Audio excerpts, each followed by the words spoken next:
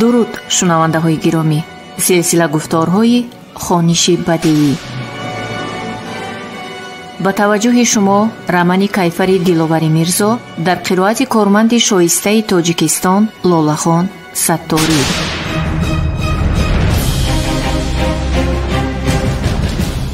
رمانی کیفر از روزگار قهرمان تاجیکستان، فرزند فرزانه و برومند تاجیک، نخست سرور جمهوری شوروی سوسیالیستی تاجیکستان نصرتالله مخزوم حکایت میکند.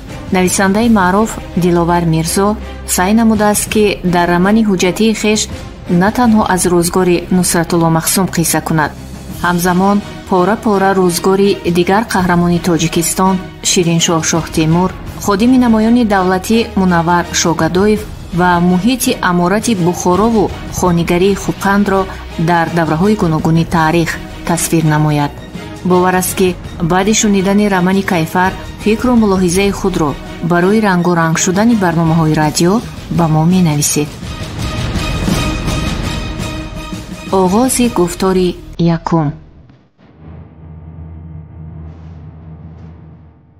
برای بقا و هستی ملت، احیای دولت، حمایه منفعت‌های ملی، آزادی و عدالت و حقیقت تاریخی خلق تاجیک، خدمت نصرتالله مخزوم نیز بسا نظررس است.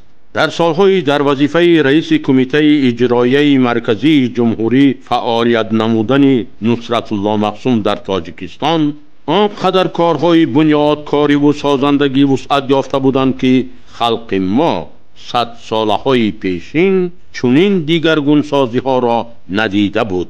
امام علی رحمان.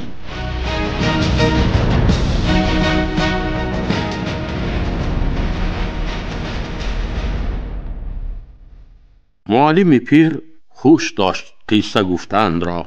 آنقدر قصه میدانست که به قول کمپیر اصیله در تک تک نمی گنجید. گاه از امیر حمزه می گفت، گاهی از بهرام گور، گاهی از رستم دستان و لحظه از امیر ارسلان. جوانمردی و جهانگردی حاتم طی را با آب و رنگ قصه می کرد و شنونده می پنداشت معلم یک عمر در پهلوی حاتم جهانگردی و جوانمردی کرده باشد.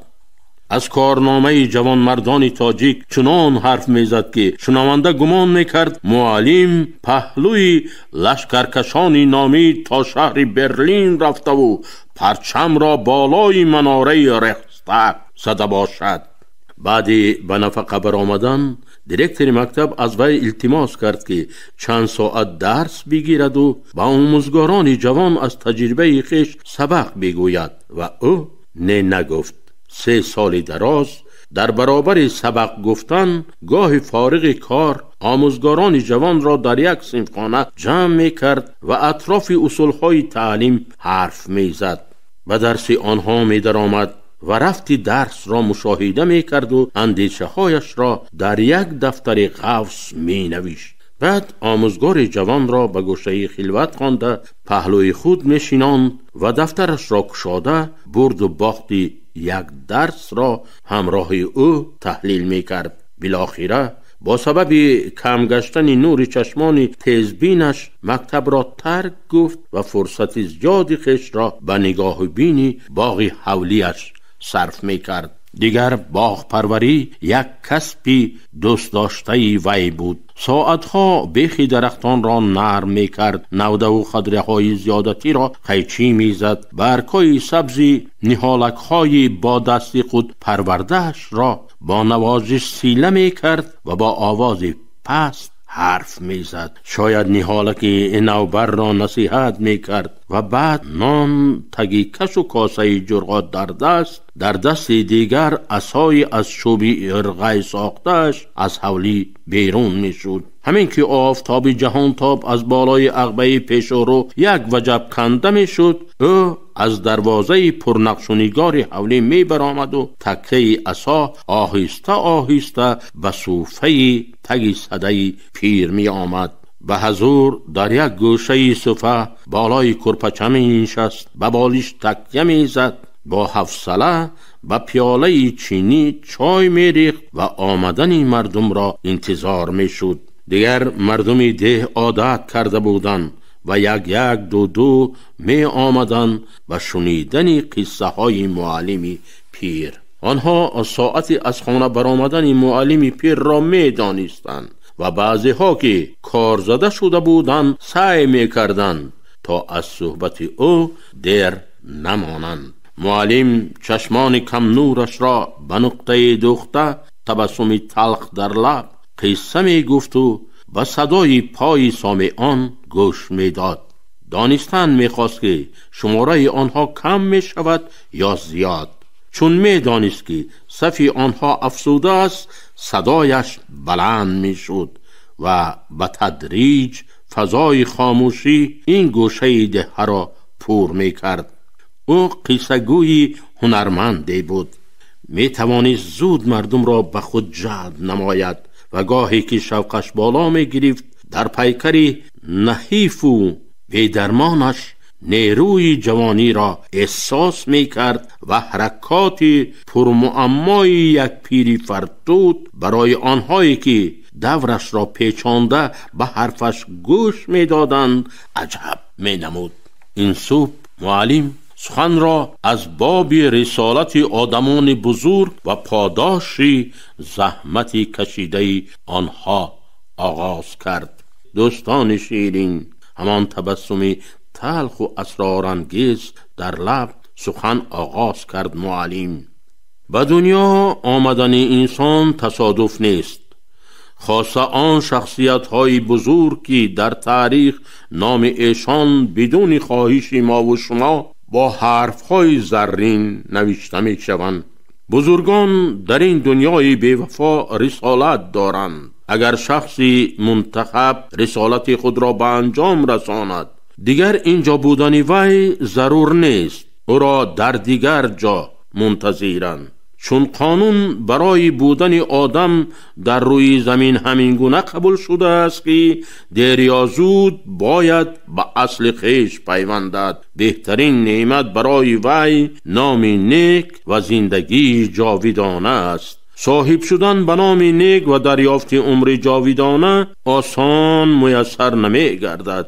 سدها را شکستن، دریای آتش را گذشتن، جنگلیستان بی انتها را طی کردن، عبور بیابان به آب را که آفتاب تموزش اندرون سر مغز را می جوشاند، از کارهایی است که به خاطر عمر ابد فرزند آدم می گذرد و تا می آرد. انسان کامل تمام هستیش را صرف خدمت مردم می نماید. برای خوشبختی همزمانان خویش جان می کاهاند و صد بلا گرفتار می شود. سخاوت و مروت، جوانمردی و حاتمگری آن اوست تا نامش جاویدان زنده بماند. شیخ فریدالدین عطار علیه رحمه بدین مضمون فرمودند: مروت کن تو با اهل زمانه که تا نامت بماند جاویدانه. معلم دست بریش کوتاه میبرد و لحظه سکوت اختیار میکند. شاید دانستن میخواهد که حرفای او را سامعان درک کردن یا نه. در همان حالت با کف دستی لرزان ریشش را مالیش میدهد و چشمان کم نورش را میپوشد. بعضی ها بی‌طاقت میشوند و قصدن میسلفند. رسالت مثل همین که به دوش شما امانتی را بار میکنند، از نو صدا بلند میکند او. برای اجرای عملی نیک و یا رسیدن امانت، آن شخص باید تمام دانش و مهارت و صبر و توانش را صرف نماید. چون انسان رسالتش را انجام داد، دیگر هیچ کاری ندارد در دنیای فانی. دیگر به آرامی و آسودگی نیاز دارد. خدا نکند که رسالتش را انجام دادن نتواند، وای بر حال او. و هر کاری نیک سزای خود را دارد. باید پاداش زحمت کشیده، جانفدایی و رنج‌های دیده از جانب زمامداران وقت و عامه مردم بها بگیرد. بعضا می شود که بدل همه جانفدایی ها پاداش چیزی را میگیری که انتظار نیستی و یا عکسی زحمتی کشیده ای توست. در همه حالت باید شکرانه کرد، چون بدی و نیکی از جانب خداوند است. میخواهم برای شما قصه مردی را بگویم که رسالت بزرگ را به دوشش گذاشته بودند و تنها به عوض جان شیرین او توانست برای ملت و سرزمین خویش آن را انجام دهد. رسالت او و هم مسلکانش تأسیس یک دولت برای ملت زرچ کشیده و عصرها کوکی چشم نیاگانش در انتظاری کنده بود. سخن در آن باب می رفت که دولت ملی تأسیس یابد و در آن ارمانهای ملی پابرجا باشد، اما مهم نبود که کشوری بزرگ و زورآور باشد یا کوچک و نظرناگیر. مهم آن بود که هم نام ملت دولت بنیاد گردد. رسالت وسیع کردن حدود آن شاید به ذمه بزرگان دیگر بود. ثنا به آنهایی که همه دارایی خویش را صرف خدمت ملت و میهن میکنند. ثنا به آنها. معلم باز سکوت می‌ورزد. این دفعه سکوتش کوتاه است. با اندوه آه میکشد، آهی سوزان، مگر شکاف سینه‌اش را میسوزاند که از چشمان کم نورش قطره‌های اشک مژه‌هایش را زیر کرده و بری رو می‌شارند. مگر شما درباره نصرت الله مخزوم قصه شنیده اید؟ مگر میدانید که همراه چند تن از یاران خویش رسالت را به دوش گرفت که تنها بدل جانفدایی اجرایش ممکن بود؟ آنها نترسیدند بلکه راضی شدند، از جان گذشتند، اما از رسالت خویش دست نکشیدند. شاید نشنیده باشید. اصلا آن سالها کسی صدا بلند نمی کرد. درباره فاجعه بالای مردم آمده حرف و زبان نمی آورد. از ناانصافی و بی‌عدالتی سخن نمی گفتند. می ترسیدند که او را دمروی دشمن خلق می نامند و پیشانداز کرده می برند. آن سالها حساب کتاب نبود، پرسش نبود. 3 نفر آواز می دادند و حکم اجرا می شد. آدم را دست به پوش بسته می بردند. همه می دیدند و خود را نادیده می انگاشتند. بیدرک می شد آن شخص، ولی کسی یارای سراغ کردن نداشت. نامش را به زبان نمی آوردند. نمی پرسیدند که فلانی زنده است یا مرده. نامش از دفتر روزگار زدوده می شد. شما مردمی به دولتید که در آن روزهای متیش به دنیا نآمده بودید. قصه کوتاه حکایه ما رسالت مردان جانفدای ملت بود.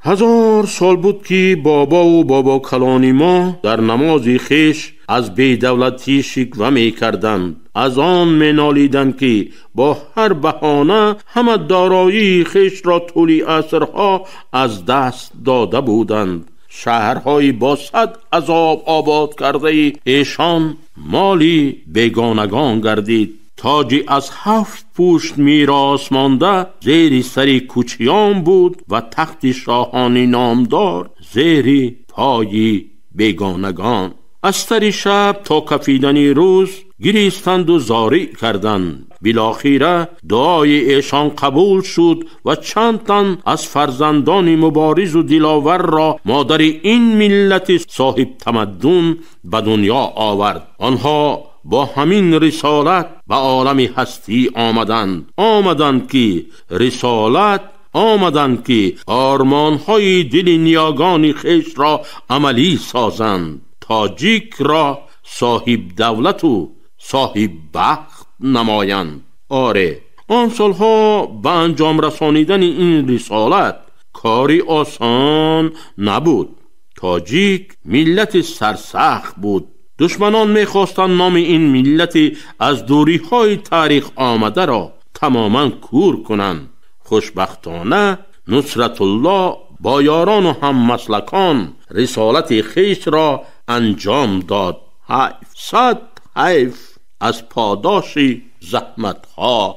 در آغاز دولتداری بلشویک‌ها یک شعار داشتند: همه حکومت و شوراها. در جمهوری نوتأسیس تاجیکان نیز این شعار رایج بود. مردم دیار و بلشویکان محلی نصرت الله را خوب می شناختند و باور داشتند که مردی یک روی و فداکار است. کت خدای ملت شد، یعنی رهبری اولی جمهوری تاجیکان. 10 سال رهبریش شخص اول بود. نخستین رهبری دولت شوروی سوسیالیستی تاجیکان. در تاجیکستان سخنش قدر داشت و دست به آبادکاری ها زد. در اساس برنامه های بلشویکان و آمیخته به سنت های ملی دولت ساخت. همان روزها بود که دوباره صدا بلند کرد. شاید دیگر باره میخواست رسالت خیش را به یاد بیارد. افسوس، او رسالت خیش را انجام داده بود. دیگر نباید آواز بلند میکرد، دیگر نباید دعوا میکرد. بعد به یاد آورد که رسالت او و هم مسلکان دلاورش به فرجام رسیده است. به یاد آورد که اگر صدا بلند کند صف دشمنان ایشان رو به افزایش می آرد، خاصه در آن زمان که برخی از دشمنان ملت تاجیک در پهلوی شخصی اول شب را روز می کردند و طبع دلی خیش اخبار روز را برای وی آماده می نمودند.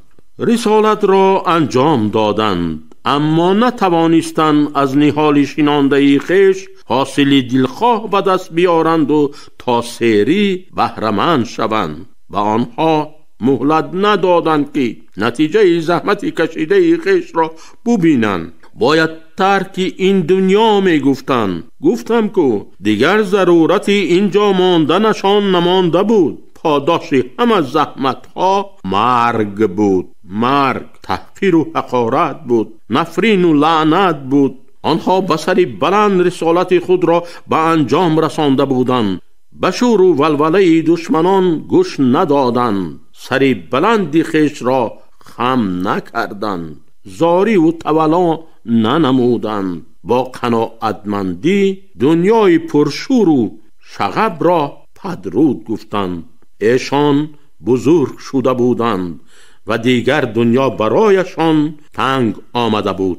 در دنیا به مثل فرزند تاجیک آدم دلسوز و مهربان، رحمدل و زودباور پیدا کردن دشوار است. به همه یاری می رساند و دستگیری می کند، اما بدل همه این پاداش چی می گیرد پروا ندارد. حتی در بغل بدترین ها را می پرورد و اندیشه نمی کند که عاقبت آن بدگوهر به سرش بلای می آرد. این پند بزرگان خیش را فراموش می کند. مار را هرچند بهتر پروری، چون یک خشم آورد کیفر بری. بعد دیگران به جای ایشان آمدن. آنها نیز رسالت داشتند که شهرهای بزرگ را به صاحبان اصلی برگردانند. می بایست آن هم ملتان خیش را که زورن از اصل و نسب و ملت خود محروم کرده شده بودند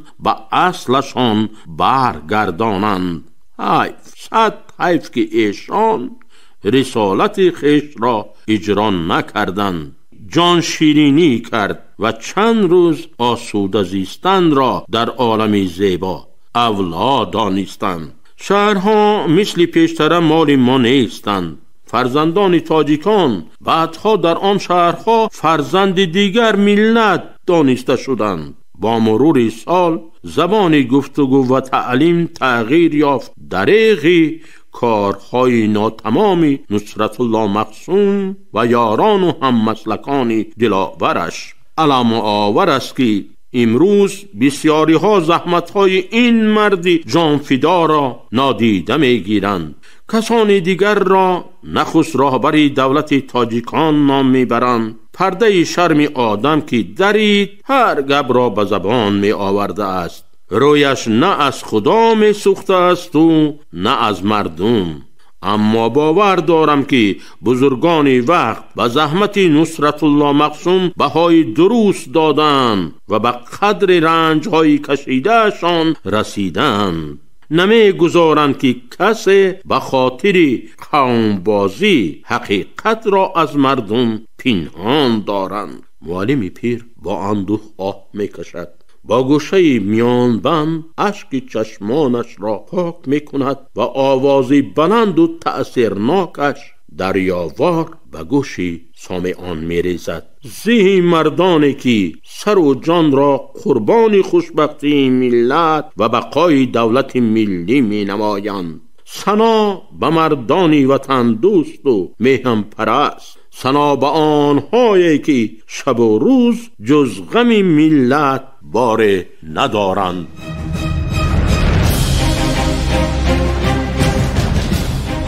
شنونده های گرامی، شما رامانی کیفری دلوری میرزا رو در قرائت کارمند شایسته تاجیکستان لولاخان ستاری شنیدید. محرر عابدجان سعیدزاده، کارگردان انوشا خوجامова. این گفتار سال 2024 ثبت شده است.